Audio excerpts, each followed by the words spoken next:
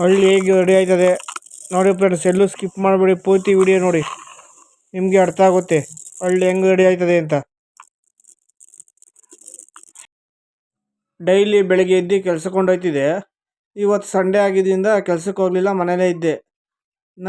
ನಮ್ಮ ಹಳ್ಳಿನೇ ನೋಡ್ಬಿಟ್ಟು ನನಗೇನೆ ಇದು ನಮ್ಮ ಹಳ್ಳಿನ ಅನ್ಕೊಬಿಟ್ಟೆ. ನೋಡಿ ಫ್ರೆಂಡ್ಸ್, ನಮ್ಮ ಹಳ್ಳಿ ಹೇಗಿದೆ, ಬರೀ ಎಲ್ಲಿ ನೋಡೋದು ಮಂಜೆ.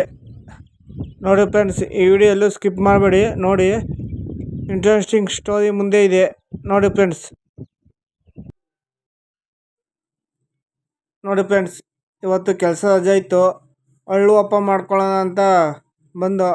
ನೋಡಿ ಫ್ರೆಂಡ್ಸ್, ತಲೆಗೆ ಹಾಕೋತೀವಲ್ಲ ಹಳ್ಳೆಣ್ಣೆ, ಇದರಿಂದನೇ ತಯಾರು ಮಾಡೋದು ಫ್ರೆಂಡ್ಸ್. ಇದು ಹಳ್ಳು ಎಲ್ಲ ಒಣಗಿಸಿ ನಮ್ಮ ಅಪ್ಪಾಜಿ ಬಡಿತಿದೆ. ನಾನು ಅಲ್ಲೇ ಸ್ವಲ್ಪ ನಮ್ಮ ಅಪ್ಪಾಜಿ ಬಡಿಯೋದನ್ನ ವಿಡಿಯೋ ಮಾಡಿಕೊಂಡು ನಿಮ್ಗೆ ತೋರ್ಸೋಣ ಅಂತ ಅಲ್ಲೇ ಇದ್ದೆ. ನೋಡಿ ಫ್ರೆಂಡ್ಸ್, ಹಳ್ಳಿದು. ಹಾಗೆ ಒಂದು ಸ್ವಲ್ಪ ನಮ್ಮ ಅಪ್ಪಾಜಿ ಅಮ್ಮಂಗೆಲ್ಲ ಹೆಲ್ಪ್ ಆಗಲಿ ಅಂತ ಇವತ್ತು ಹೆಂಗಿದು ರಜಾ ಅಂದ್ಕೊಂಡು ಹೆಲ್ಪ್ ಮಾಡಿದೆ ನಮ್ಮ ಅಪ್ಪಾಜಿಗೆ ಎಲ್ಲ ಕ್ಲೀನ್ ಮಾಡೋಕ್ಕೆ. ಕ್ಲೀನ್ ಮಾಡಿ ಅಲ್ಲೆಲ್ಲ ಒಂದು ತಕ್ಕೆ ಗುಡ್ಡೆ ಹಾಕಿದ್ದೀವಿ ನೋಡಿ ಫ್ರೆಂಡ್ಸ್. ಹೀಗೆ ಎಲ್ಲ ಕೆಚ್ಚಿ ರೆಡಿ ಆಗೈತೆ.